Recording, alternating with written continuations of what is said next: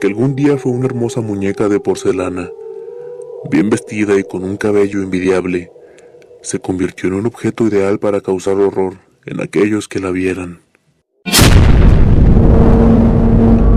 Perteneció a varias generaciones de mi familia, y como es de esperarse, el tiempo hizo de las suyas con la muñeca.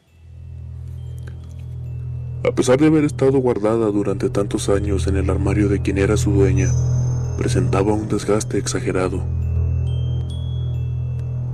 El día que llegó a manos de mi hermana mayor como regalo de cumpleaños, en lugar de emocionarme, me asusté demasiado, al grado de no poder dormir durante 3 noches. Un día, mi hermana decidió sacarla del armario y jugar con ella. Me invitó a participar, pero la verdad solo verla me hacía pedir ayuda del cielo. Era espeluznante. Tenía muy poco cabello. Casi podía contárselo con los dedos de mis manos. Su rostro estaba partido por completo. Incluso había perdido ya algunos trozos de la mejilla y la frente. Lo único que permanecía intacto eran sus ojos, pero al igual que su aspecto en general, eran espeluznantes.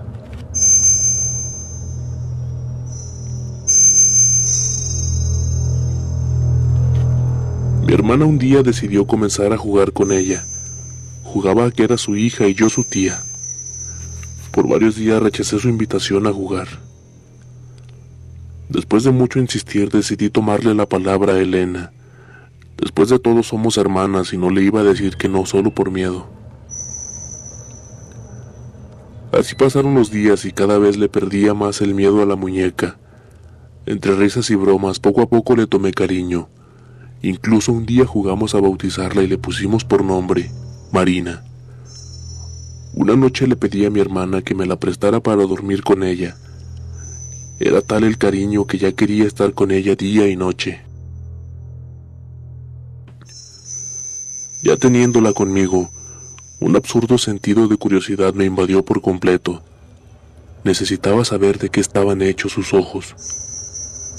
Tomé una aguja de tejer de mi madre y comencé a picárselos. Pasé más de 1 hora intentando sin obtener resultados. Era casi imposible quitárselos. Los días siguientes seguí durmiendo con la muñeca de compañía. Cada noche era un intento fallido de obtener sus ojos. Misteriosos y macabros ojos que ocultaban algo que me invitaba a sacarlos de sus cuencas. Finalmente me di por vencida, después de tantas noches sin lograr lo que quería. Un día mi hermana guardó a Marina en un cuarto de antigüedades y cosas de poca utilidad principalmente, al que nadie entraba nunca por el polvo y las arañas que vivían en cada esquina. Pasaron los años y, entre mudanzas inesperadas y el caos de la adolescencia, olvidamos por completo a la muñeca. No supimos en dónde quedó. No volvimos a verla jamás. 40 años después, cuando mi hermana y yo ya teníamos una vida y familia propias, cuando la niñez que con alegría vivíamos era solo un recuerdo, apareció en la galería de mi teléfono una fotografía simple, pero espeluznante. Al principio creí que alguna de mis hijas la había tomado por accidente, ya que estaba algo movida. Pero al ver los detalles me di cuenta de que no pudo ser alguna de ellas quien tomó la fotografía. Un par de ojos amarillos erizaron cada vello de mi piel. Sentí un terrible escalofrío recorriendo mi espalda y mi nuca. Marina había regresado a mi vida. De algún inexplicable modo ella estaba en mi casa. Comencé a buscar por todos lados a la muñeca, debajo de las camas y en todos los armarios de la casa, pero no había nada por ningún lado. Fue entonces que decidí ir a dormir. Mi esposo no estaba aquella noche y mis hijas tenían ya más de 3 horas dormidas, así que decidí marcharme a descansar dejando el miedo atrás. Traté de dormir, pero no lo conseguía. Una intensa comezón invadía mis ojos por completo. No podía hacer nada. Al intentar cerrar los ojos, la comezón venía. Incluso, el más tenue parpadeo causaba una comezón insoportable. Bajé de la cama para enjuagar mis ojos en el baño, casi cegada por la intensa comezón, guiándome por acelerados parpadeos que servían como flashazos de luz. Llegué al baño y al mojar mis ojos, la comezón desapareció. Pensé que algo de polvo me había entrado y que eso era lo que la estaba causando. Regresé a la habitación y al cerrar los ojos, nuevamente la comezón volvió, pero esta vez era más intensa. Comencé a parpadear rápidamente tratando de mitigar la comezón, pero entre parpadeos, algo en el techo llamaba mi atención. Un hombre se pintaba con algo que parecía humedad. Me asusté demasiado porque no era época de lluvia, no teníamos ninguna fuga en la casa. Marina fue el nombre que se pintaba sobre mí. Después de eso, poco a poco me costaba más respirar. Intenté levantarme, pero no pude. Mi cuerpo estaba totalmente inmóvil. Una extraña sombra sin forma alguna se acercó lentamente a mí hasta llegar a mi costado. Puso lo que parecía una mano sobre mi pecho.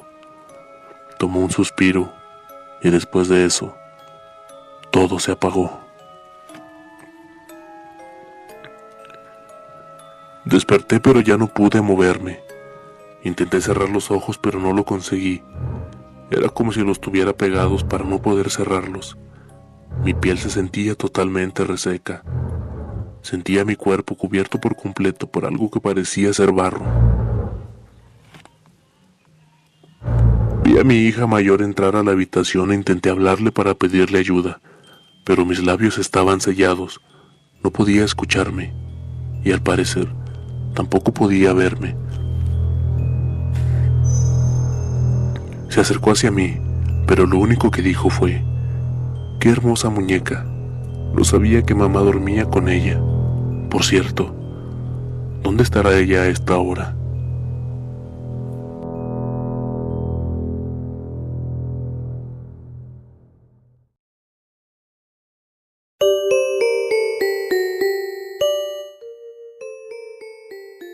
La casa de muñecas. El tintineo de la puerta de entrada recorrió la vieja tienda como un torrente de esperanza que alcanza a un náufrago en el mar, tras divisar la costa. La pequeña Ana se sumergió en ese mundo de muñecas con pasitos ligeros, mientras su padre cruzaba el umbral diciéndole que no se alejase mucho. Pedro, el viejo artesano dueño de la casa de muñecas que había sobrevivido 30 años en el centro de la ciudad, la vio entrar tras su mostrador. Aquellos ojos azules de la pequeña recorrían toda la tienda, viendo las distintas muñecas a la venta, e iban iluminando la estancia con su mirada, como dos linternas que dan tranquilidad a unos exploradores perdidos en un bosque. Mientras la pequeña se entretenía viendo uno de los mejores ejemplares que estaban a la venta, el anciano dueño se acercó a ella, preguntándole si había algo que le gustase. Ésta lo miró impresionada, sin saber qué decir. Mientras Ana seguía mirando con admiración esas pequeñas obras de arte, su padre le puso una mano sobre el hombro y se dirigió al dueño disculpándose. Su hija, de tan solo 8 años, era muy reservada. Apenas hablaba con nadie, pero sentía una gran afición por las muñecas. Pedro se presentó y le dijo a Roberto, el padre de la pequeña, que si ellos querían, sería un placer para él hacerles un recorrido por su pequeño mundo y mostrarle las mejores piezas que había fabricado. En estos tiempos donde la tecnología había secuestrado el ocio infantil, tener clientes era un lujo que Pedro no podía permitirse despreciar. Mientras paseaban por los distintos pasillos del local poco iluminado, Roberto le preguntó cómo era posible que sus muñecas tuvieran una expresión tan realista. Los ojos de éstas tenían un brillo intenso, natural, y miraban con una fuerza que parecían desnudarte el alma, de una forma tan humana que el padre de la pequeña Ana veía reflejado en ellas la propia mirada de su hija. El anciano le respondió que llevaba toda su vida dedicada expresamente a ello. Había conseguido perfeccionar una técnica única en el mundo, con la que conseguía unos ojos tan realistas y una piel artificial tan perfecta que durante años había sido reconocido internacionalmente. Sus muñecas últimamente eran vendidas más a coleccionistas para poder ser exhibidas que a niñas para que las disfrutasen. Pedro le indicó al padre de Ana que siempre utilizaba modelos reales, niñas con una belleza tan alta que pudiera quedar reflejada en esas muñecas que diseñaba, y que Ana tenía esa mirada especial que siempre buscaba. Le pidió que si ellos querían, podían quedar otro día para ir a su taller, ver el proceso de fabricación de sus muñecas y que Ana le sirviera de modelo para un nuevo diseño. A cambio, el tendero le entregaría a Ana una de sus muñecas, y ésta quedó encantada, pidiéndole a su padre que por favor aceptase. Este quedó con el anciano unas horas más tarde, cuando ya anocheciera y la tienda quedase cerrada. Roberto y su hija estaban de paso, y al día siguiente saldrían de la ciudad para continuar su viaje. Horas más tarde, cuando la noche cubría la ciudad y la tienda se encontraba ya cerrada, Ana y su padre llegaron a la casa de muñecas. El anciano los esperaba ansioso, intentando disimular su excitación. Los saludó y les invitó a entrar.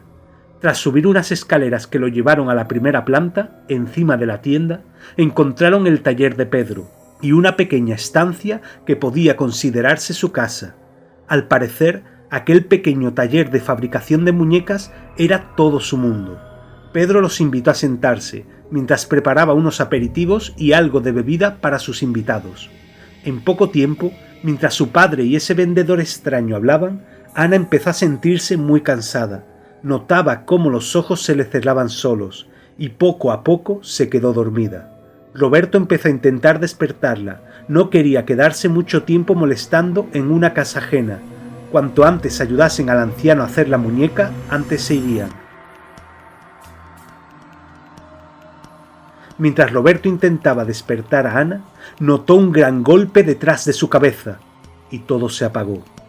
Cuando volvió a recobrar el sentido, estaba amarrado a una silla, amordazado sin poder moverse. Le sangraba la cabeza, y su hija estaba todavía dormida, amarrada sobre una mesa. Pasaron unos minutos, en los que el pánico empezó a apoderarse poco a poco de su cuerpo, inyectando la adrenalina por todas sus venas, haciendo que su respiración se agitase, al tiempo que intentaba soltarse de las ataduras que le impedían ayudar a su hija. Apareció Pedro en su campo de visión, con una sonrisa juguetona. Se sentó frente a él. Roberto intentaba hablar, pero se lo impedía el trapo que tenía en la boca. Pedro sonrió y le comenzó a explicar qué estaba sucediendo. Él le interesaba poco. La pieza importante de ese puzzle era la pequeña Ana. Para conseguir la perfección de sus muñecas, los modelos sobre los que se basaban tenían que pasar por dolores extremos. Solo así, la adrenalina de estas pequeñas víctimas se expandiría por toda su piel, haciendo que ésta tomase tonalidades especiales, casi imperceptibles, pero que marcarían la diferencia entre una muñeca vulgar y una auténtica obra de arte. La pequeña se despertó y el artesano se acercó para explicarle a Roberto lo que iba a hacer con su hija. Solo lo mantenía con vida por puro divertimento. Quería ver cómo sufría mientras su hija perdía la vida irremediablemente ante sus ojos. Primero le arrancó la piel, con cuidado. No quería que se dañara y quedase inservible. La niña gritaba, pero tenía tan bien tapada la boca que solo sonaba un pequeño susurro ahogado. Sin embargo, los ojos clavados en su padre mostraban un dolor inaguantable. Perdió el conocimiento en varias ocasiones, pero Pedro la despertó cada vez que sucedía. Necesitaba que la niña estuviera despierta y sufriera lo máximo posible. Tras quitarle grandes trozos de piel, decidió quitarle los ojos. Estos, tras pasar por varios procesos para su conservación, serían la pieza clave de su trabajo final. Para cuando los ojos fueron arrancados de Ana, ésta ya había fallecido, dejando grabado en ellos todo el terror que había sufrido durante el proceso. Roberto no podía dejar de llorar. Había visto cómo su hija había sido despellejada, asesinada poco a poco de forma macabra. Su final llegó pronto. El anciano clavó un cuchillo en su garganta y dejó que se desangrara sin remedio. Lo último que vio Roberto fue su propia sangre cayendo sobre el suelo. Pedro estaba acostumbrado a ese trabajo, aunque cada vez con su edad le costaba más. Hacer desaparecer los cuerpos de personas que estaban de paso nunca suponía un gran problema, y la recompensa era grande. Ahora tenía otra muñeca de piel tersa y unos magníficos ojos azules, con los que poder fascinar a sus próximos clientes.